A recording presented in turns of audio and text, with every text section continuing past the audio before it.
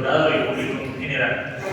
Antes de iniciar, hago mías las palabras del Papa San Juan Pablo II, quien expresará en su carta apostólica Mulieris Dignitatis lo siguiente: gracias a ti, mujer, por el simple hecho de ser mujer, con la intuición propia de tu feminidad, enriquece la comprensión del mundo y contribuyes a la verdad integral de las relaciones humanas.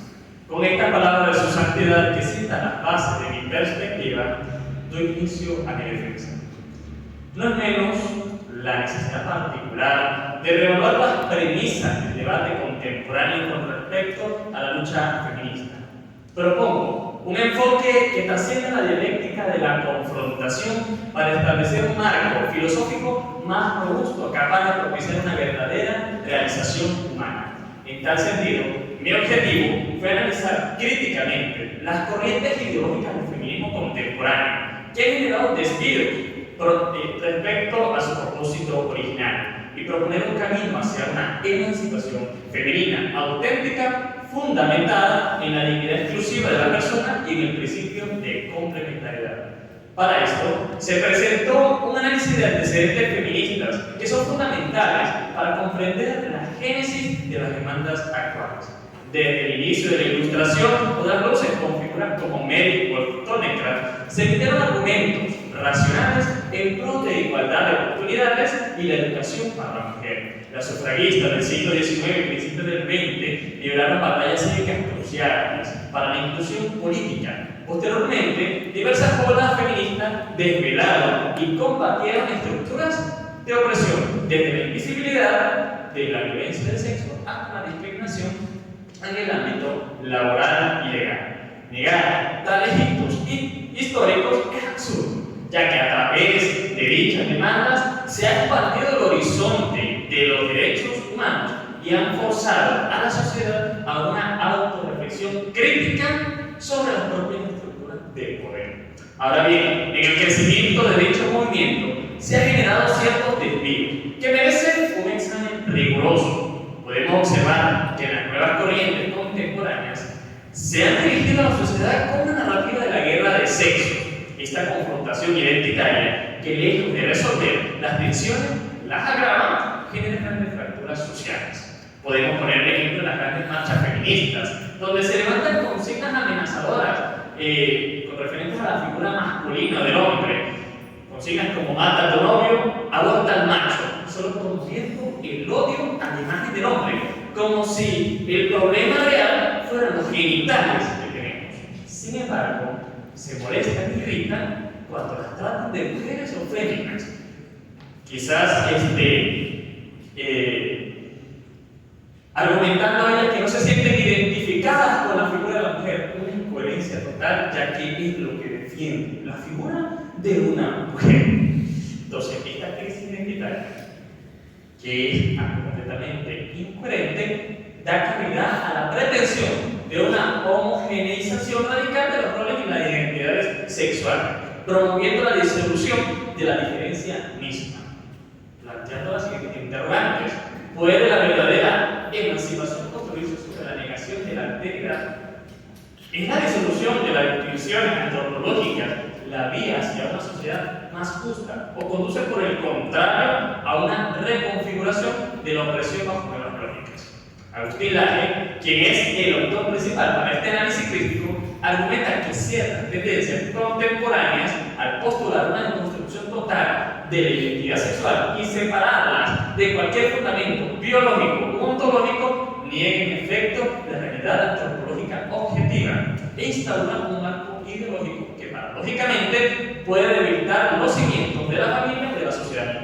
En este sentido, esta forma de imposición coercitiva de dichas diferencias, en vez de potenciar una complementariedad y la equidad, se vuelve una distorsión de la identidad y de la base natural de las relaciones humanas. La confrontación, la victimización, la negación de lo distintivo masculino y femenino se colocan como principios fundamentales, obstaculizando una convivencia armónica y una verdadera colaboración. Frente a esta problemática, mi investigación propone la construcción de un feminismo auténtico, cuyo pilar filosófico es la complementariedad. Esta noción se postula como un principio La complementariedad propuesta no implica la anulación de la igualdad de derechos y oportunidades, por el contrario, la presupone.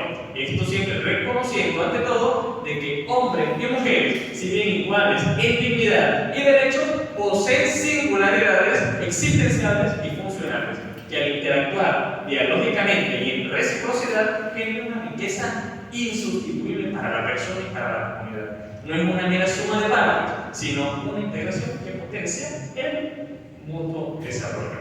Para esta, la propuesta se cimenta en dos fundamentos filosóficos de vasto alcance. En un primer momento tenemos la filosofía moral de Immanuel Kant, quien impone un imperativo categórico para tratar a la humanidad, moviéndonos como un fin en sí mismo y nunca como un medio. Esta formulación universal y racional es el cimiento de la igualdad radical de todo ser humano, independientemente de su sexo biológico o ideología. La dignidad kantiana nos obliga a reconocer el valor intrínseco e inalienable de cada individuo y a rechazar cualquier intento de instrumentalización, cosificación o reducción, reconociendo la autonomía moral y la capacidad de autodeterminación que debe ser respetada y promovida. Y es a partir de esta máxima que se puede llegar al pleno respeto de la dignidad absoluta de cualquier ser humano y así construir una equidad que no borre las particularidades. En un segundo momento, se reconoce también el aporte de la antropología personalista de San Juan Pablo II, partiendo de su concepto ser el uno para el otro.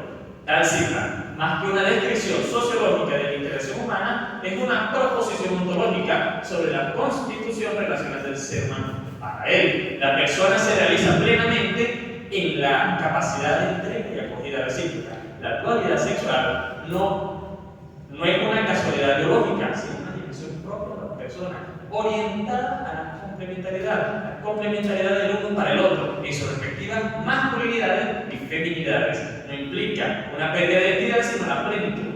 Esta visión trasciende el individualismo contemporáneo al tomar en cuenta que la realización personal se inscribe en una dinámica de una alteridad y la reciprocidad, propiciando no una guerra de sexo, sino una complementariedad de personas. Y en este sentido, la proyección de mi tesis hacia un humanismo integral se torna evidente. Este humanismo no es una filosofía reduccionista que niega las dimensiones de la existencia humana, sino una que busca la plenitud de la persona en todas sus facetas: biológica, psíquica, intelectual, moral y espiritual. Al abrazar la complementariedad, el feminismo auténtico se erige como fuerza capaz de sanar las heridas de la confrontación ideológica y de dirigirnos hacia una sociedad donde la dignidad de cada individuo es el principio rector. Es un camino que demanda superar el victimismo, la dicotomía, es decir, la división y la negación de la alteridad. Al comprender y aplicar este principio de complementariedad, podemos aspirar a forjar una sociedad donde la dignidad inalienable de cada ser humano y en su especificidad sexual sea el fundamento para el pleno florecimiento de la persona. Que este reto intelectual y existencial sea una propuesta de esperanza para un futuro donde la convivencia no se defina por la batalla, sino por la complementariedad y la construcción conjunta del bien. Muchas gracias.